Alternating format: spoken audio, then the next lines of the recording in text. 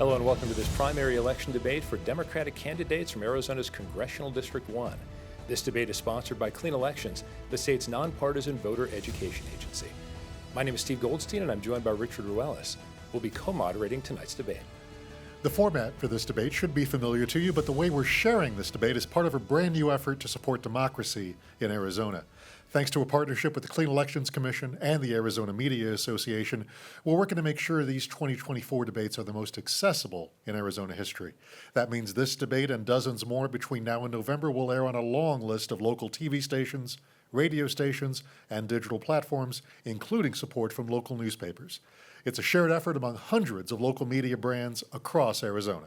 Transparency is critical here. That's why these debates have been designed with input from a broad group of journalists in Arizona representing urban and rural communities. And we've tried to keep the rules simple. Each candidate will have 2 minutes to make an opening statement and 1 minute for a closing statement. Candidates have drawn straws to determine the order. Throughout the debate, Richard and I will pose questions to each candidate, allow them to answer, and then make sure other candidates have a chance to respond. Whenever a question is directed to a specific candidate, only that candidate's microphone will be open. At all other times, every microphone will be open. Thank you to voters across Arizona who've submitted questions for this debate. We have reviewed all of them to make sure every voice is heard. However, no candidates have been given advance access to any of the questions. And with that, let's introduce our 6 candidates for this debate. Andre Cherney, Marlene Galan Woods, Andrew Horn, Kurt Cromer, Connor O'Callaghan, and Amish Shah. And Dr. Shah, you have the first opening statement. You have 2 minutes. Thank you. My name is Dr. Amish Shah, and I am running for United States Congress for the 1st Congressional District. I am an emergency physician. I've been in practice for about 20 years, and I work currently at the Mayo Clinic right in the heart of our district. I'm also a 3-term member of the Arizona House of Representatives, and I've had the chance to serve our community for over the last 5 years. I don't have to tell the people in this district what is at stake in this election, but I do want to tell you why I am the strongest candidate to take on the current Republican incumbent and win this seat. Over the last 6 cycles, we have run a candidate, good Democrats, who had never won an election before, and then we lost. I think we cannot make that mistake again. We need a candidate who has won tough elections, and I'm the only one on this stage who has done that. Over the last 7 years, I knocked on nearly 20,000 doors personally. Those of you who have met me, you know I've been to your door. I've listened to your concerns, and I've tried to translate those concerns into actual bills that made a difference in people's lives. And that means I passed more bills than any Democrat in over a decade in this state. That includes bills to ban late-night fireworks, bills to give Arizonans easier access to medical care, etc. Those of you who know me personally probably also know that I am a huge animal advocate in this state. And yes, if puppies and kitties could vote, I'm sure I'd win this election in a landslide. But it's not just about the bills you pass, it's about the bills you block. In 2022, there was an effort to ban mifepristone, the abortion pill, here in Arizona. And I led the way on that one using my medical expertise, and we were successful in blocking it. So they gave me the Women's Health Champion Legislator of the Year award from the OBGYNs who have endorsed my campaign, who are leading the fight in this effort. So that's the difference in this race. Talking about these issues is a great thing. However, I'm the only candidate who has delivered results on all of these issues, and I hope to earn your vote for Congress. Thank you. And Mr. Connor O'Callaghan, you have the next opening statement. 2 minutes. Hi, I'm Connor O'Callaghan, and I'm running to represent the 1st Congressional District here in Arizona, the very same district where I grew up. I was born in Ireland, and I moved to what is now CD1 when I was 4 years old. My wife, Tina, was born in Iran, and when she was only 2, she and her family had to flee from an extremist regime that came in to take over during that country's revolution. That very same regime is now threatening to push us into World War III, meddling in Middle Eastern affairs to our detriment. Democracy is not something that we take for granted in the O'Callaghan household. My wife's story and my story is really one of the American dream. This very district allowed my family to seek and achieve the American dream. Just like my kids now, I attended public schools from K through 12 in the district. My teachers and my coaches led me to believe that I could achieve anything that I wanted to achieve in life. But when I think about what it was like growing up here 30 years ago, it was much better. Women had the right to have an abortion, we had an assault weapons ban, and fighting climate change was cool. MAGA extremists like David Schweikert are the very reason why we've gone backwards in this district. to 1864 most recently. That has to stop now.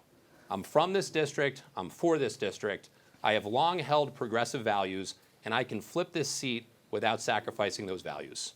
I also have the team and the resources that it's going to take to beat David Schweikert. My entire campaign team is the same team that got Adrian Fontes elected Secretary of State in 2022 by the widest margin of any candidate statewide. I'm the only candidate on this stage who has more money, more cash on hand than David Schweikert.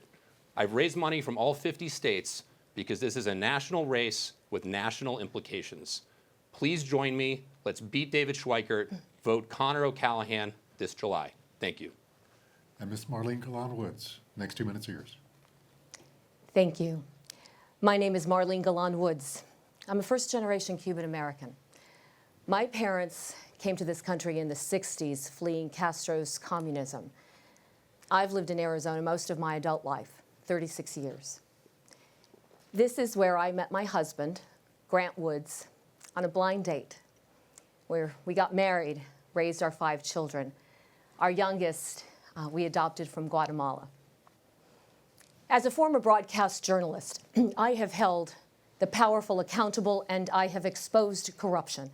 Last election, I chaired, I chaired Adrian Fontes' campaign for Secretary of State.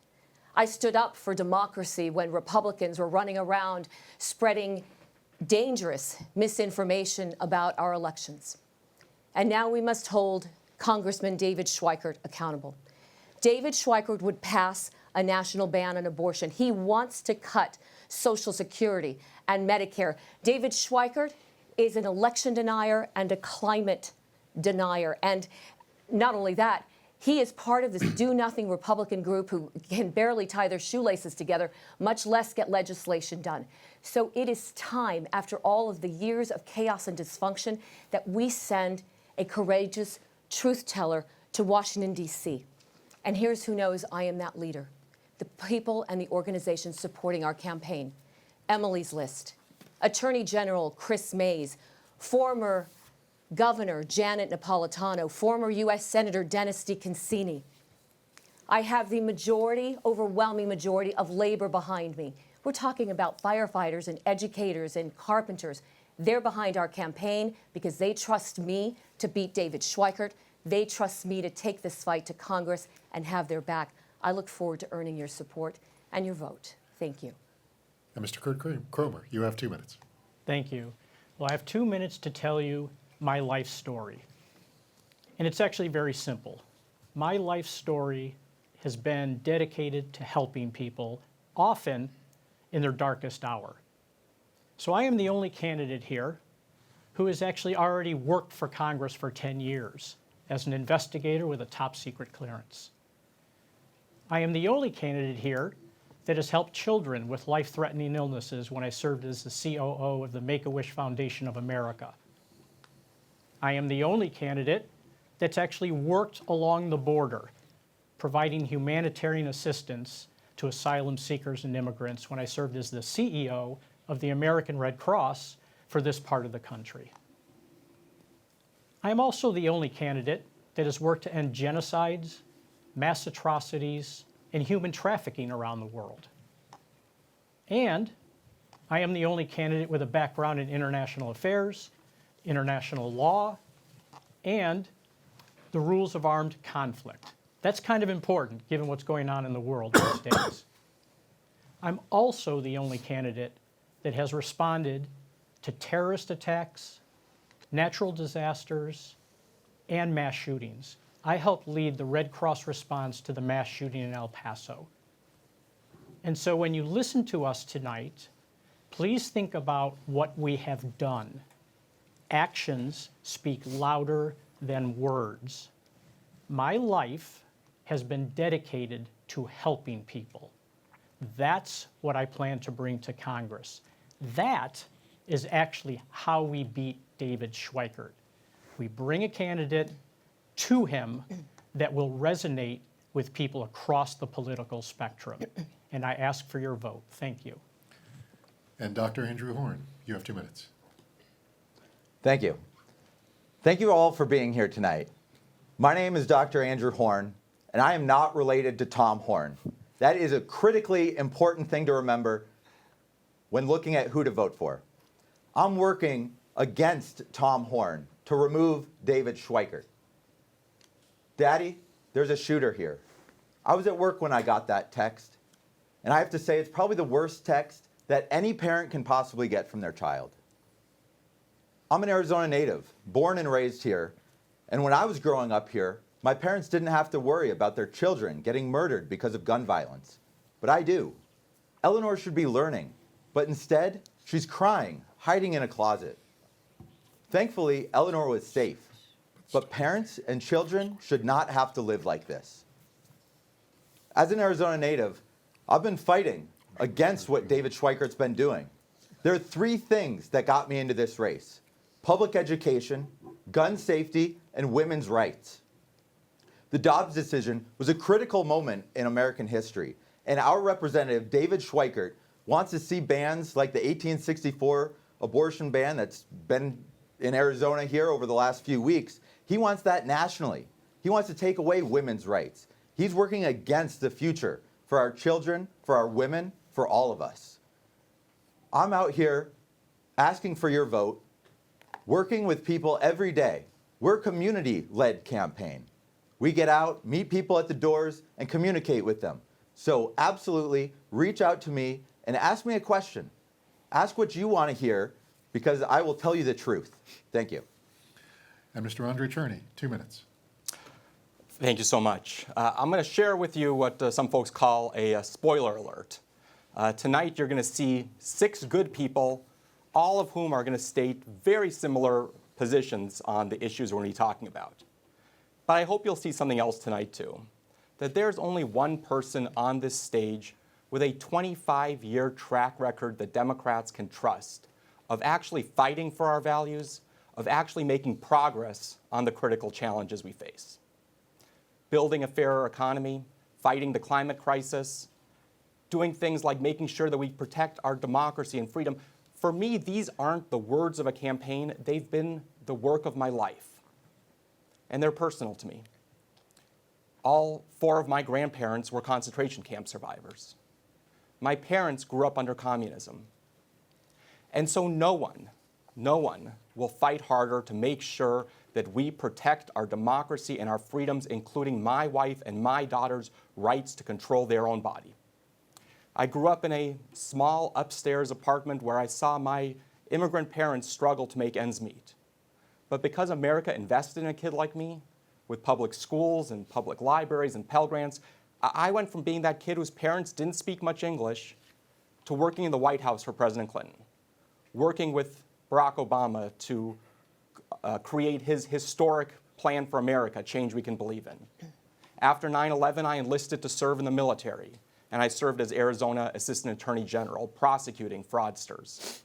I was elected to be the chair of the Arizona Democratic Party and took on extreme Republicans here in our state, and I built a business to help millions of people fight the climate crisis. I have the track record that Democrats can trust. I hope to earn your support in this election. Thank you all for those opening statements. And now to the question portion of the debate. Dr. Shah, there's been a lot of discussion about inflation and the economy overall. How would you respond to someone who hears about Intel expansion, TSMC coming to Arizona, and yet this person and their family have to work 2 jobs? They're not seeing the benefits of what some say is a prosperous economy. What would you say to those who have doubts about the economy and how you would help that going forward? I mean, first and foremost, it starts with listening. It starts by understanding what are the issues that are affecting them. Whether is it gas, is it milk, is it the cost of food, is it the cost of housing, is it the cost of health care? While I was knocking on all these doors over all these years, these are the real conversations that we've had with the voters. And they've told me, they've explained these things to me, how it is uneven, how some people can be helped and some people can't. So first and foremost is to understand what them and their particular situation. So we've strived to do that. Then I think that the job of somebody who is in politics is to go out there and try to help them with these things. So what are the big ways in which government can actually help solve the problems that they're facing? And so inflation is there, it's real. And I will add that it has been a worldwide phenomenon. And it has come down significantly, but that still said, that doesn't lessen the pain for somebody who's having trouble with their kitchen table issues. So a couple big things that I talk about with regard to this is here in the Valley, and you mentioned TSMC and Intel. So they're bringing a lot of jobs to the area, but the thing is we have a serious imbalance between the supply and demand of housing right here in the Valley, and people feel it. Young people especially are telling me they cannot afford a new home. They will not be able to afford rent. That's an issue. And so government can make policies to make it easier to build and build up and build sustainably and also help us resolve that so that we can ease the prices of housing, as well as the other big one I hear is healthcare. Of course, it's my industry, right? And I want to see the prices of prescription drugs come down, premiums, or affordability of healthcare. These are huge things that affect the daily lives of the people that I've spoken to. So this is somewhat of an open forum on each of these questions. We're not going to go in order, but if any of you want to chime in on this, please go Yeah, ahead. I'd love to jump in on that. The prices that people see at the gas pump, grocery store, paying for housing, these aren't accidents. David Schweikert is somebody who voted to stop the federal government from being able to crack down on price gouging. While the big oil companies have made record profits, he did the same thing with the grocery store aisle. So we need somebody in this congressional seat who's actually going to be fighting for middle-class people. David Schweikert was responsible for the largest tax cut ever for big corporations and billionaires, and at the same time, the largest tax increase for middle-class families that we ever saw in American history. He's got that exactly wrong. We need to start doing right by people and understand that our economy grows from the middle out, not from the top down. That's one of the things that differentiates us with Republicans. Well, Mr. Cromer. Yeah, somehow the Democratic Party over the years has ceded this idea of fiscal responsibility to the Republican Party. Nothing could be farther from the truth. The Republican Party is the party of fiscal irresponsibility. If you want to help those working families, you do things like increase the child earned income tax credit. We basically got rid of childhood poverty during COVID when that was in place, and now it's gone away. Childhood poverty was gone because of that. Pre-K education. These kinds of things help working families, and it's the Republican Party that roadblocks that every single time.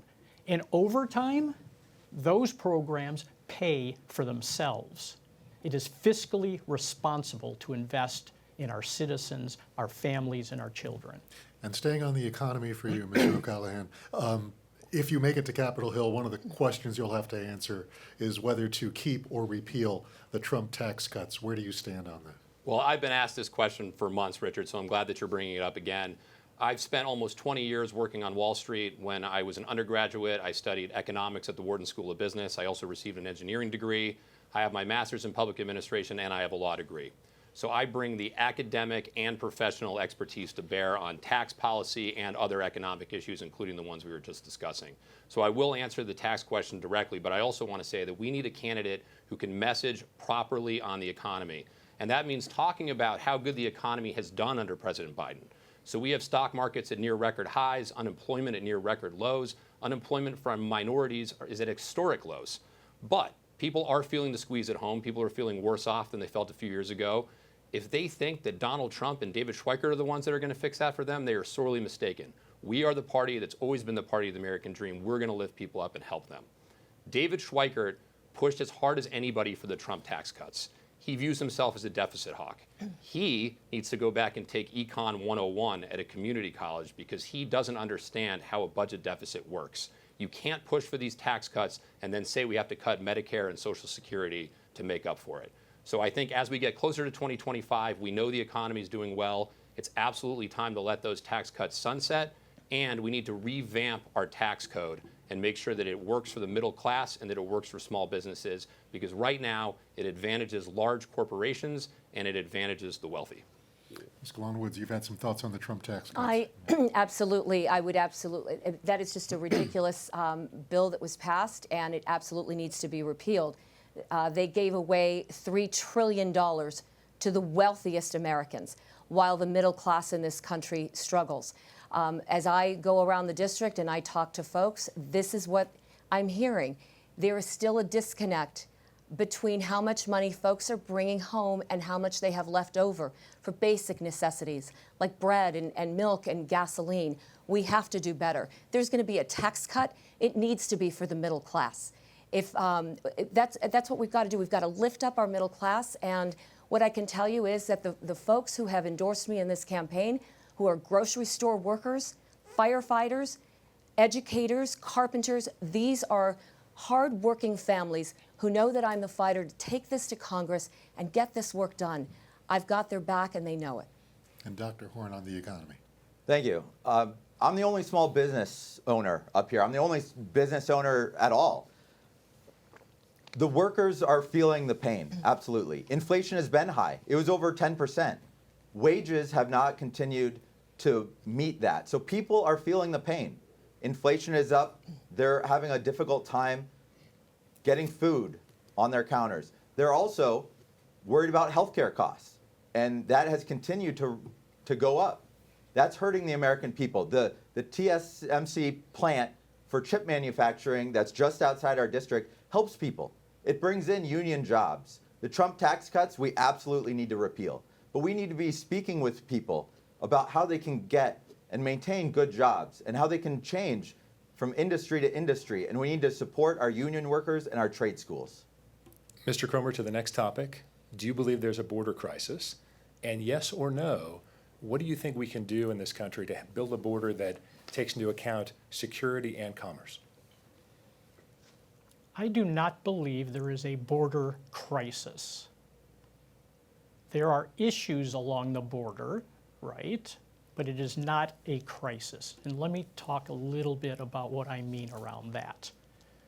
First off, the biggest issue is that it is taking too long for asylum claims to be adjudicated. And so what we need to do, and what I have advocated for, is to increase the number of immigration judges and staff so that those asylum claims can be adjudicated quickly, and folks can either stay because they passed the credible fear determination, or they do in fact get deported. The second thing, when people talk about the immigration crisis along the border, right? If you listen to Republicans, it's drugs coming all across the border. Guess what? About 85 to 90% of all drugs coming across the border are brought in by U.S. citizens at ports of entry. That is a fact. And if anybody tells you differently, they are telling you 2 + 2 is 5. The second thing they'll bring up is crime. Oh, we have an immigration crisis along the border because they're bringing in crime. Guess what? Crime is at historic lows. The murder rate went down 13% from last year. In small cities and in big cities, crime is down. So immigration, even those that are coming across undocumented, is not increasing crime. And it's also not increased this issue of taking jobs, right? That is not true. We have more jobs than we have people looking for jobs. We'd love to have all of you weigh in on this one, at least briefly. Mr. O'Callahan, you have your hand up? Yes, I think we absolutely have a crisis at the border, and we have to acknowledge that. People like immigration, they don't like chaos and disorder, and unfortunately that's what we've had. We need a candidate who can message strongly on this issue. I think it needs to be a four-pronged approach to fixing it. I think we need to have economic development in countries like Venezuela to stop migration at the source. We need to work with our Mexican counterparts to better secure the southern border of Mexico. We need to use our technological know-how to create a secure virtual border wall, which we can easily do with the technology we have. And we need to revamp the immigration judge and court system. It takes 4 to 6 years for people to get an asylum hearing. 90% of those claims ultimately get rejected. It needs to look more like passport control at the border, where at least 75% of those claims can be rejected on the spot. That'll help stem this migration crisis that we have and secure our border. Ms. Galan-Woods. Thank you. I have been talking about immigration reform since the day I announced my candidacy. It's almost been a year now. We do have a crisis. We have a crisis this is a crisis we've had now for decades, almost 4 decades. And it's frankly a problem from both sides of the aisle here. So we have got to make sure that we pass comprehensive immigration reform. It includes Dreamers having a pathway to citizenship. It includes resources at the border so that Border Patrol agents have what they need to get the job done. It includes worker visa program so that we can continue. We have record unemployment so that we can have a rich employment base to draw from. Look, I'm a first-generation Cuban American. I know how hard immigrants work, and they are so thrilled to be in this country. Let's bring them in on a worker visa, above the radar, paying taxes and being part of our wonderful community. That's what we need to do. Republicans, on the other hand, have once again had an opportunity to pass a bill, and they didn't. Why didn't they? Because one guy told them not to. Donald Trump told them to kill an immigration bill, and they did it. And that, to me, looks like a dictatorship. We need to stop that, and we need grown-ups in the room. Dr. Shaw. Thank you.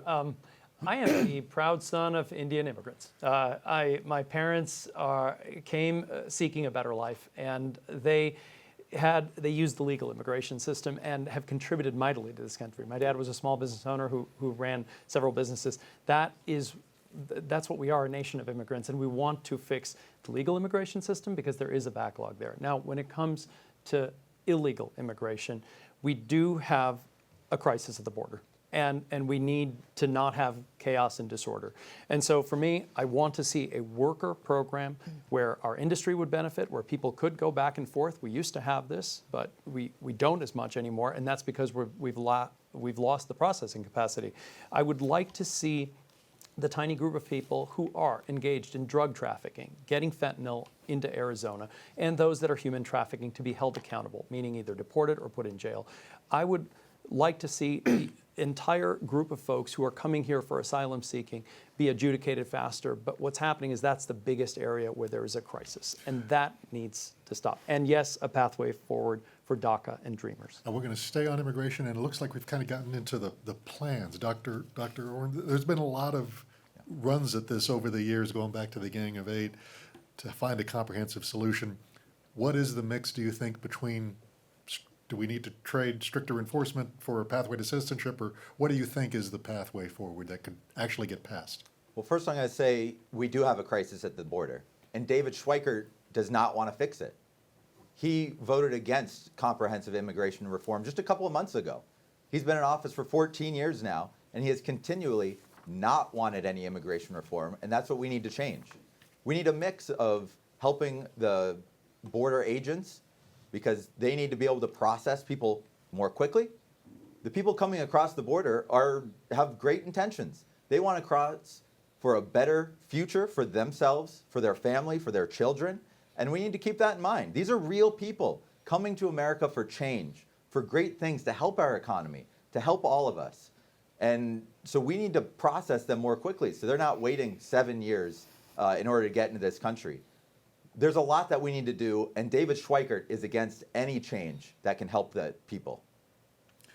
Mr. Cherney, your thoughts? This is not an issue where I've been talking about it for a year. This is something I've been working on for 25 years. I, as chair of the Arizona Democratic Party, took on Jan Brewer when she was trying to make this an issue that she was trying to divide our society and our state around. As Arizona Assistant Attorney General, I was a border prosecutor. We did one of the largest prosecutions taking down a human smuggling ring ever in Arizona history. Did one of the first wiretaps on a smuggling ring, bringing drugs and guns as well as people across the border. So I know this firsthand, and I can go toe-to-toe with David Schweikert. We need a nominee who can go toe-to-toe with him on this issue, and I've been taking the fight to him from day one. He's somebody who voted to cut Border Patrol. He's somebody who voted to cut the number of immigration judges. We need more resources on the border. We need reform. We need a pathway to citizenship. All of us are going to have the same position, but there's only one person here who can really, with credibility, take that fight to David Schweikert this fall. Ms. Golan-Woods, you made the reference to one person being the obstacle to getting some sort of comprehensive immigration bill or a border security bill passed. Knowing that there are voters in this district who can be registered independents, take a Democratic ballot, what would you say to some of those independents, and then in the general election potentially, who are Donald Trump supporters, maybe not to the most extreme, as some people might characterize it, but people who might be willing to listen to your message, what effort would you make to understand where they're coming from and then reach out to them for their vote? Would you try that? Well, absolutely. I would try that. What I would say is, and what I referenced earlier, was that bill in the Senate. They had a bipartisan bill in the U.S. Senate that was ready to go, and they had the votes for it. It was a pretty conservative bill. And Donald Trump called Republicans and said, kill it. He wanted it gone because he wanted that as a wedge issue in this election. That's wrong. That's wrong. They had a bill ready to go, and like I said, that sounds like a dictatorship to me. So what would I say to a potential voter, maybe a Trump voter? Those exact same words. That's what I would say. We need to be able to have difficult conversations with one another again when we might disagree on other things. I'm willing to have those conversations as long as there's respect and dignity at the table. We need to do that. So, Well, do you understand also the appeal of Donald Trump, or why there's so many voters who are attracted to that message? of course, he's a snake oil salesman, but I wanted to just chime in on something that Ms. Galan-Woods said that I thought was pretty striking. She said that this has been an issue for 4 decades and that there's blame to be had on both sides of the aisle. And I realize that Ms. Galan-Woods was a Republican for most of those 4 decades, but that's just simply not true. We've had 3 solid bipartisan efforts at comprehensive immigration reform in the last 20 years. David Schweikert's been a part of 2 of those efforts, and he and his cronies have helped kill it every time. 0 for 3 the Republicans are on this issue. So to try to pin it on Democrats, I think, is disingenuous and untrue. We are the party that's going to finally deliver comprehensive immigration reform for this country. Mr. Cromer, your thoughts Just on a Trump? quick Sure. little response back. Look, all of my colleagues are basically talking about the Republican talking points, right? Right now, we just heard that the Republicans are using immigration as a cudgel because they don't want to fix the problem. And yet, most of the folks here are parroting the Republican talking points about immigration. This is why this has become an issue, because we are not honest with people. We do not state the facts. And the facts are that crime is down. Most people have a job, right? Higher wages would be great. Drugs are being brought in by U.S. citizens mostly. This is what we need to talk about. And then we need to have the comprehensive reform. We obviously need to do that. But that can be done. That doesn't mean that there's a crisis and that somehow there's these hordes of people, as Donald Trump said, right, ruining the blood of our nation. How despicable. How outright despicable. Mr. Cherney. I think for your question about how do we reach out to those voters, that's going to be incredibly important. Look, David Schweikert barely won in 2022. And yet we saw our statewide candidates, people like Mark Kelly, won by 6-7%. Joe Biden carried this district. And so we need a nominee who is grounded in democratic values, who has a track record, because people are looking for somebody who they understand, somebody they trust, somebody who has actually done things to advance the ball for the critical issues facing middle-class families. And my ability to do that, along with talking about my experience as a border prosecutor, my experience serving in the military, my experience building a business.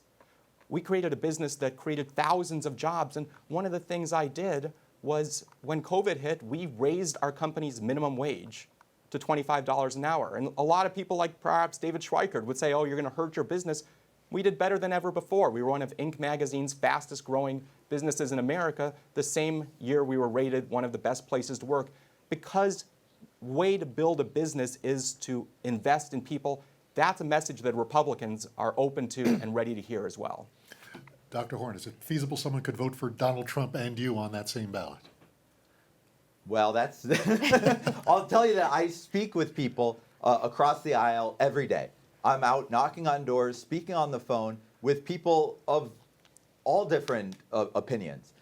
There are things that we can come together on. Absolutely. Public education is something that people want a good future for their family. David Schweikert is destroying people's future. Guns is something that Donald Trump supporters or others I have a different view about guns than a Donald Trump supporter, for the most part. That's something that we don't see eye to eye on. Okay, well, let's get things that we do agree on passed.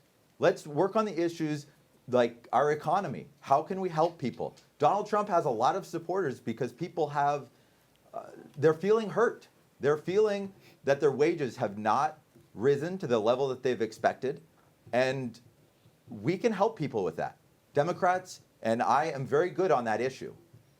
I speak to people all day long that are across the political spectrum, and we find agreements, and they want to help with my campaign.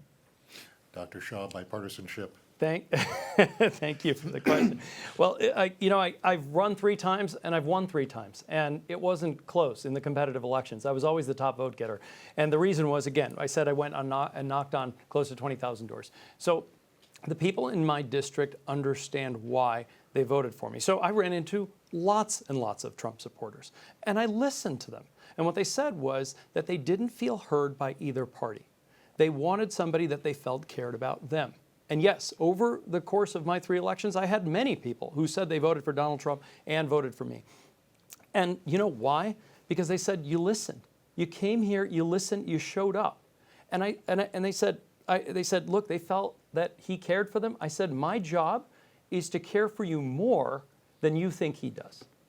And if I can deliver on that, then I want to make sure. I may disagree with you on values and issues, but you won't doubt that I care for you, and I'm going to make sure that I stay in communication with you so you know how. Mr. Comer, very brief follow-up just for you. Are you saying that these talking points, whatever they may be, are strictly for the MAGA voters? Are you saying that a person who would vote Democratic or be an independent should not believe some of these things? You think it's just perception as far as there being danger at the border or an immigration crisis, whatever it may be? Well, I think, right, a lot of the MAGA talking points, the reason it's been fairly successful is that it's started to resonate beyond just the small group of people that are in the MAGA base, right? But that you think it doesn't mean resonates it's true, falsely, though? Okay. right? And if we repeat it enough times, Democrats, if we repeat it enough times, all we're doing is making that resonate more and more. We have to be honest and courageous. And being courageous means standing up and saying some of these things are just incorrect. And to any one of you who use the word crisis, I mean, is there something that says that the public sees what's happening and might not understand why you're not labeling it a crisis? Well, I think the challenge for all of us on this stage, we're trying to take on David Schweikert, is the border and the economy are our blind spots as Democrats. I think abortion is and should be the defining issue in this election, in the Senate election, in the presidential election. But if we're single issue candidates and it's just abortion, abortion, abortion, we risk losing these general elections. So we need a candidate who's strong on the border, strong on the economy, and acknowledges and recognizes the real challenges that we face that we as Democrats need to lead and solve. Mr. Cherney, well, I'm going to move to a slightly different topic, but as you may have noticed, the House is in a little bit of chaos, especially with the leadership. So I guess a 2-parter. Would you have voted to keep Speaker Johnson? And what generally do you think can be done to calm the chaos in that chamber? Well, look, on your first question, when it came time to vote to make sure we are bringing needed aid to Israel and Ukraine, and he stuck his neck out, yeah, I would have made sure that he didn't lose his job because in that case, at least, if not in many, many other cases, he did the right thing. But the larger question is one that's important. To me, it's about getting things done. It's about results. It's not about bipartisanship for bipartisanship's sake. It's not about compromise for its own sake. It's ultimately about, do you actually get results for people? When I served as a prosecutor, when I served in the military, when I was a CEO and a business leader, it was all about what you did to get results. And that doesn't mean that people have to always agree together, but it means that you have to find a way to work together. I'll give you an example. I worked, as you know, in the White House for President Clinton at a time that he and Newt Gingrich, 2 people who were not best of friends and did not like each other, came together, even despite all of that, to balance the budget for the first time in decades, to run the first budget surplus in more than 180 years, to create the Children's Health Insurance Program, expand college loans for people. They got things done, even if they weren't best of friends. That's the kind of spirit we need in Washington, not a do-nothing spirit, but a spirit of people who are saying, I'm going to go there and I'm going to be held accountable for making a real difference for people. Dr. Horn, your hand is up. Yes, absolutely. So the question was, how do we view the chaos in Washington, D.C. right now? I think that's a big issue. I think that's what leads someone like me, who's not steeped in politics, somebody who's an outsider. I haven't been working in Washington or Wall Street or New York for decades. I'm a father who does not like what he sees happening, who knows that the people of this district agree with me about the issues that we need to take to Washington, and we need compromise. We need real people in office, not lifelong politicians like David Schweikert, who started in 1988. We need real people who will go to Washington and make the choices that are right for Arizona. Dr. Shah. Thank you. When I first ran, people told me at those doors, they said, you can't get anything done there at the Arizona House of Representatives. Why are you going down there? You're a physician, you have a nice practice. And I said, no, I just don't believe it. I believe that there's still hope that we can get something done. And I proved them wrong. I went down there and I built trust and relationships. And from my understanding, after speaking to several members of Congress, they do feel they made a difference, and several of them on both sides of the aisle there are a group of people down there who are passing bills and solving problems for the people that's there. So it's not everything that the media reports, that it's just partisanship, fighting, and dysfunction. There is a group of people there. Ed Pastor, the late Ed Pastor, used to say, are you going to be a workhorse or a show horse? Well, my record over the last few years has been really clear. Again, more bills than any Democrat in over a decade in this state. And that's what you need. You need to be able to have somebody who goes down there and gets the job done.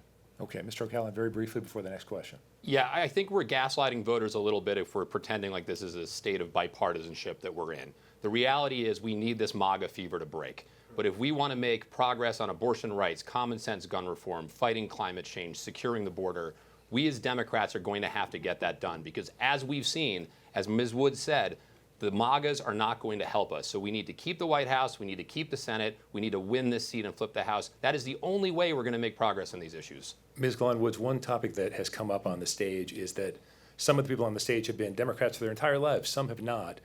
Can you explain to us why you are a Democrat? Well, I'll start with this. My values have never changed. I have always been pro-choice, pro-democracy, pro-climate. My values have never changed. What changed was the Republican Party. I am a Democrat because we are going to help the middle class. We are going to make sure that we codify Roe. That is what we are going to do. And you know, just to speak to the question before, we need to be able to listen to folks. I'm a journalist and a writer, and listening is important. So we can reach across the aisle to get some things done, but we must say we have to flip the House. The chaos that's going on here is all Republican-led, MAGA-led. We have to reach across to those who might be reasonable to get some work done. And I imagine we'll all weigh in on this. Mr. Cromer. Yeah, I appreciate what Ms. Woods said. However, and the however is, the Republican Party has never been for comprehensive immigration reform. The Republican Party has never been for a woman's right to choose. The Republican Party has never wanted to protect Social Security and Medicare. They have always, for decades, tried to eviscerate it. The Republican Party has always tried to minimize the ability of people to vote. That hasn't changed for decades. So I don't know what, Trump is Trump. The Republican Party is still the Republican Party, and their, if you can call them any policy positions that they have, those have not changed. Mr. O'Callaghan. So for my entire lifetime, it has been a stated mission of the Republican Party to overturn Roe v. Wade. They were finally successful in doing so. Ms. Woods has been on the political scene here in Arizona for decades. When Planned Parenthood was under attack in the court system here in the 90s, where was Ms. Woods speaking out against that? She supported Jan Brewer this millennium. She gave money to Jan Brewer. Jan Brewer, in addition to passing SB 1070, in addition to being anti-union, passed at the time one of the most draconian abortion laws in this country. She was a huge, loud champion for Mitt Romney, who was unabashedly pro-choice, and she retweeted a pro-life, was unabashedly pro-life, and she retweeted a pro-life tweet from Ben Sasse in 2017. That does not sound like somebody who's been a stalwart for women's rights for decades. We need to give you a rebuttal time, and I guess your values haven't changed. Did the Republicans, Jan Brewer, John McCain, did they comport with your values? Let me start with a few things that Mr. O'Callaghan just said. And I'll start with this. This is why people voters, Americans, are sick and tired of politicians. This is why people are cynical about the process. Because people like Mr. O'Callaghan are willing to lie, are willing to misrepresent the truth of someone else's record and positions for their own political gain. The fact of the matter is, that tweet that he refers to is a tweet that has to do with adoption. Ben Sasse was talking about an adoption credit for parents. I am an adoptive mother. My husband and I adopted a little girl from Guatemala. So I supported a tax break for adoptive parents. He knows that that's what that was about. The Jan Brewer check, it was a $140 check 15 years ago. I don't remember it. My values have never changed, and do you know who knows this? Emily's List knows this. Attorney General Chris Mays has endorsed my candidacy because she trusts who I am, my values, and the work that I'll get done. We are crunched for time, Mr. Attorney. Look, it comes back to what I said at the beginning. We need a nominee who's going to have a track record the Democrats have trust. The reason people don't like politics is not because of this kind of conversation. It's because people run for office and say all the right things at election time and do something very different once they get there. That's why we need somebody who's actually been in these fights, who's been taking on the Republicans for decades when it comes to choice, taking on them when it comes to gun rights. It's why groups like the League of Conservation Voters looked at everybody here and chose to support me. The Brady PAC against gun violence looked at all of us and said there's one candidate who actually has a track record of making this happen, even against decades of Republican opposition. And I'm sorry, we're getting close to the end. So it is time, because we need to have everyone speak, it's time for closing statements. Each of you have 1 minute. And to keep us on time, we will politely cut you off if you run over. Dr. Shaw, you have the first closing Well, statement. thank you. I appreciate all of you spending time with us tonight. This is, thank you to the moderators and all my colleagues. Look, the voters of Congressional District number 1 have an important responsibility. They are going to choose a nominee up here, and this seat might control the entire, might control the entire United States House of Representatives. And it's, for the last 6 cycles, we've run somebody who'd never won an election before. We need somebody who knows how to win and knows how to do the job. I talk about healthcare, education, and democracy. I didn't get to weigh in on the last question, but these things are important to me. Universal healthcare, cover everybody and lower the costs, fund public education, stop all these attacks on our democracy, fight climate change. All of these are my voting record over the last 5 years, actually doing the job in the legislature. I'm going to keep doing the same thing in Congress. I hope to earn your vote. Thank you so much. Mr. O'Callaghan, closing statement. Once again, I'm Connor O'Callaghan, and I'm running to be your Democratic nominee to finally defeat MAGA extremist David Schweikert this November. It is critically important that we nominate a candidate with the team and resources to win. But more importantly, it's important that we nominate somebody who can flip this seat without sacrificing our democratic principles and our values. If you supported Jan Brewer, SB 1070, draconian abortion laws, anti-union, if you were part of the problem for 40 years, you were complicit, and that should be disqualifying. If you were a registered Republican and you voted for Donald Trump for any reason at any time, that should be disqualifying.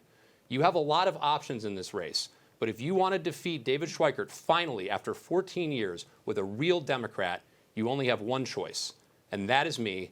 Vote Connor O'Callaghan this July and visit connor4az.com to learn more. Thank you very much. Ms. Gallon-Woods, the next closing statement. We have a lot of work to get done. We have to have access to abortion care. We need to protect our democracy. We have got to protect Social Security and Medicare. We can do this together. We can beat David Schweikert together. David Schweikert would pass a national ban on abortion. David Schweikert has voted to undo a presidential election. My parents risked everything to come to this country. No one will fight harder than me for our democracy.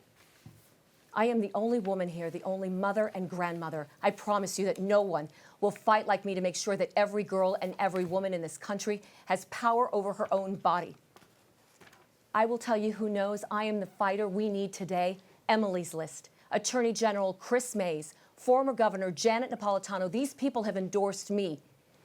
Grocery store workers, firefighters, teachers, they know I'm the fighter we need. They trust me to beat David Schweikert. They trust me to take this message to Congress and get the work done. I look forward to earning your trust, your support, and your vote. Thank you. Mr. Cromer, you have the next closing statement. Thank you. Look, who is best positioned to defeat David Schweikert? I think there's 4 tests. The first one is, who is the candidate that has the broadest set of experiences and knowledge? Who's the most qualified? That would be me. The second test is, who is the candidate who has the broadest set of results that have helped people? I have done that domestically, I've done that internationally. That would be me. Third test, who is the candidate that has had the most leadership roles? I've been the CEO and the COO of multiple entities, multi-million-dollar entities. That would be me. And then maybe the fourth test is who has the resources to defeat Schweikert? Well, guess what? Whoever wins this primary is going to have more money than they're going to know what to do with. So that's a tie. So at the end of the day, I am the candidate that is most in the best position to defeat David Schweikert, and I ask for your vote. Thank you. Dr. Horn, the next closing statement is yours. Thank you. I'm running to remove David Schweikert because he does not hold our values. Last July, I was at a July 4th parade in Phoenix. David Schweikert was there.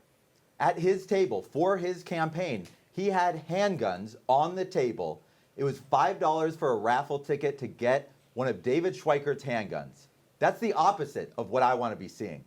David Schweikert is against us on gun reform, on gun safety, on public education. Eleanor this week, on Monday, could not spend the day in her 5th grade class. They didn't have a teacher. They don't have the resources that they need. She spent the day in 1st grade because public education is on the chopping block by people like David Schweikert. We need someone in Congress who's going to fight for the values of our community and who's going to remove David Schweikert. My name's Andrew Horn, and I appreciate your vote this July. Thank you. And Andre Cherney, you have the final closing statement. Thank you so much for tuning in. I'll bet you saw tonight what I said you would see in my spoiler alert. A bunch of people all agreeing on the same issues, but with very different backgrounds and experiences. Again, I'm the only person standing here with a 25-year track record of actually fighting for democratic values, fighting to make this community, this state, this country a better place. And I've put my values into action. There's an old phrase, don't tell me what you're going to do, show me what you've done. Whether it was working in the White House with Bill Clinton, whether it was working with Barack Obama to write his policy for America, whether it was serving the military, serving as Arizona Assistant Attorney General, taking on fraudsters, or whether it was building a business that created thousands of jobs, I've done things. When Roe v. Wade was getting struck down, we made sure that every employee in our company had abortion access no matter what state they lived in. That's the kind of experience, that's the kind of leader we need to beat David Schweikert and make a difference in Washington. Thanks very much to all of you for being here tonight. And this wraps today's debate with the Democratic candidates for Arizona Congressional District 1. As a reminder, the Arizona primary election is on July 30th, and early voting starts July 3rd. All registered voters can participate in the primary, including independents. There are a lot of offices up for election this year, so we'll keep hosting debates throughout the summer and fall. Head to azmedia.org to see a list of every local media partner, plus upcoming debates and where you can find them on TV, radio, and digital platforms. You can also see the full debate schedule, learn more about voting, and submit questions for future debates by heading to azcleanelections.gov. On behalf of our partners at Clean Elections, the Arizona Media Association, Reister, and Bitfire Studios, thanks for joining us.